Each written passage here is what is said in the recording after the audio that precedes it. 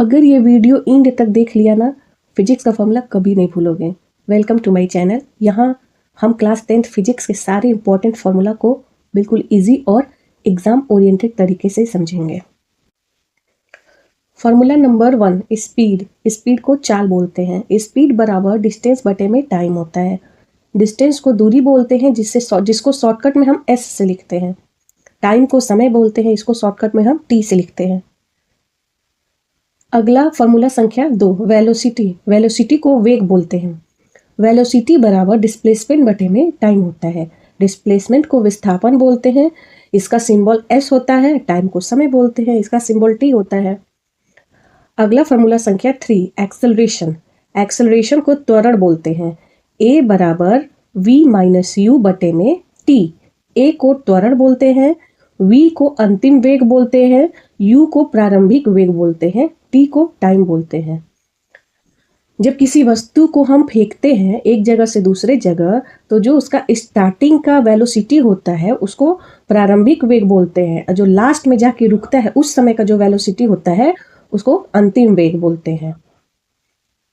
अगला फार्मूला संख्या 4, first equation of motion. बहुत इंपॉर्टेंट है, ये कभी कभी एग्जाम में डायरेक्ट भी पूछ देता है। v बराबर u plus A T. v बराबर v को बोलते हैं अंतिम वेग, u को बोलते हैं प्रारंभिक वेग, a को बोलते हैं त्वरण, t को बोलते हैं समय।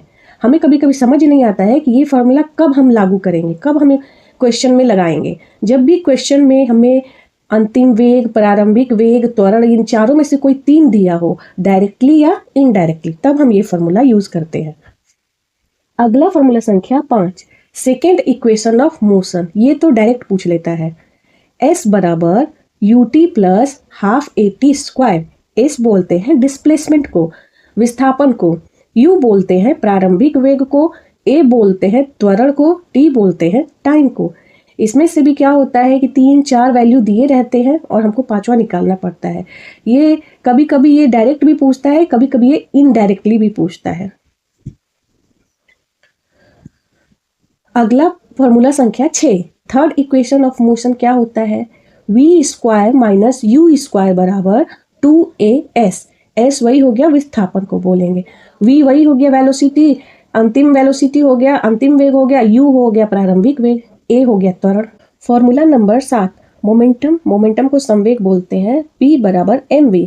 p से मोमेंटम होता है, m से मास द्रव्यमान होता है, v से वेलोसिटी वेग होता है। अगला फॉर्मूला नंबर 8, फोर्स। फोर्स को बल बोलते हैं। F बराबर m में, F से बल हो गया, m से द्रव्यमान हो गया, a से त्वरण हो गया। अगला फॉर्मूला नंबर 9, इम्पल्स। इम्पल्स को आघात बोलते हैं, इसको I से भी लिखते हैं। I बराबर F इंटू टी। I आघात हो गया, F बल हो गया, T टाइम हो गया। इन तीनों में से कोई 2 दिया रहेगा, तीसरा आपसे पूछेगा। अगला formula number 10, universal law of gravitation. F बराबर कैपिटल G m1 m2 बटे में r स्क्वायर होता है। G ग्रेविटेशनल कांस्टेंट होता है, इसका वैल्यू हमें पता होता है। m1 m2 द्रव्यमान होता है, r होता है केंद्रों के बीच की दूरी। इसमें से आपको 3 की वैल्यू दी रहेगी, G का मान हमें पता होता है, चौथा आपसे पूछ लेगा। अगला formula number 11, acceleration due to gravity. Small g बराबर होता है कैपिटल G m बटे में r स्क्वायर। स्मॉल g को बोलते हैं गुरुत्व जनित त्वरण, इसका भी वैल्यू हमें पता होता है क्योंकि ये कांस्टेंट है। m पृथ्वी का द्रव्यमान होता है, r पृथ्वी की त्रिज्या होती है। अगला फॉर्मूला नंबर 12, वेट। वेट को भार बोलते हैं। W बराबर mg। W से वेट हो गया, m से द्रव्यमान हो गया, g स्मॉल g है जिसका वैल्यू हमें पता होता है। तो आपको क्वेश्चन में या तो भार दिया रहेगा या तो द्रव्यमान, और जी पता ही है, फिर हम निकाल लेंगे जो भी पूछेगा। अगला फॉर्मूला नंबर 13, वर्क कार्य। वर्क बराबर F इंटू एस होता है। F बल होता है, S विस्थापन। अगर आपसे वर्क पूछ रहा है, क्वेश्चन में बल दिया हुआ है, विस्थापन दिया है, तो हम लोग आसानी से निकाल लेंगे। अगला फॉर्मूला नंबर 14, काइनेटिक एनर्जी, जिसको गतिज ऊर्जा बोलते हैं। और अगला फॉर्मूला नंबर 15, स्थितिज ऊर्जा, पोटेंशियल एनर्जी। ये दोनों जो है डायरेक्ट क्वेश्चन में फॉर्मूला पूछ लेता है, इसलिए इन दोनों को ध्यान रखिएगा। गतिज ऊर्जा बराबर होता है हाफ mv स्क्वायर। m हो गया द्रव्यमान, v वेग हो गया, और स्थितिज ऊर्जा बराबर होता है mgh। m से द्रव्यमान हो गया, g से कांस्टेंट हम लोग पीछे जो पढ़े हैं h हो गया हाइट। अगला फॉर्मूला नंबर 16 पावर शक्ति, P से इसको लिखते हैं P बराबर W बटे में T। अगला formula number 17 wave equation, V बराबर F और लेमडा। V को बोलते हैं ध्वनि का वेग, F होता है आवृत्ति, लेमडा होता है तरंग दैर्ध्य। इन तीनों में से भी कोई दो दिया रहेगा, या तो आप ध्वनि का वेग दिया होगा, आवृत्ति दिया होगा, आपसे तरंग दैर्ध्य पूछेगा, या आवृत्ति दिया होगा, तरंग दैर्ध्य दिया रहेगा, आपसे ध्वनि का वेग पूछेगा। ये फॉर्मूला याद रखना है। अगला formula number 18 time period, T बराबर 1/f होता है। टाइम पीरियड को आवर्तकाल भी बोलते हैं। अगला formula number 19 mirror formula, 1/f बराबर 1/v प्लस 1/u। f बोलते हैं फोकस दूरी को, v बोलते हैं प्रतिबिंब दूरी को, u बोलते हैं वस्तु दूरी को। इसमें से दो दिया रहेगा, तीसरा आपसे पूछेगा। अगला फॉर्मूला नंबर 20 मैग्निफिकेशन, m बराबर -v/u। अगला फॉर्मूला नंबर 21 रिफ्रैक्टिव इंडेक्स, इसको म्यू से लिखते हैं, इसको म्यू पढ़ते हैं। म्यू बराबर साइन आई बटे में साइन आर। आई जो साइन हो गया और जो आई होता है उसको आपतन कोण बोलते हैं, आर है जो अपवर्तन कोण बोलते हैं। इसमें से दो दिया रहेगा कोण, या तो आपतन कोण दिया रहेगा, अपवर्तन कोण रहेगा।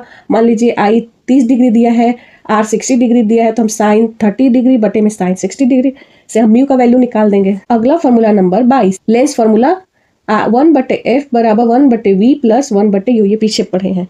अगला formula 23 power of lens, P = 1/f। P हो गया पावर और F जो होता है वो लेंस फॉर्मूला होता है। अगला formula number 24 electric current, I = Q/T।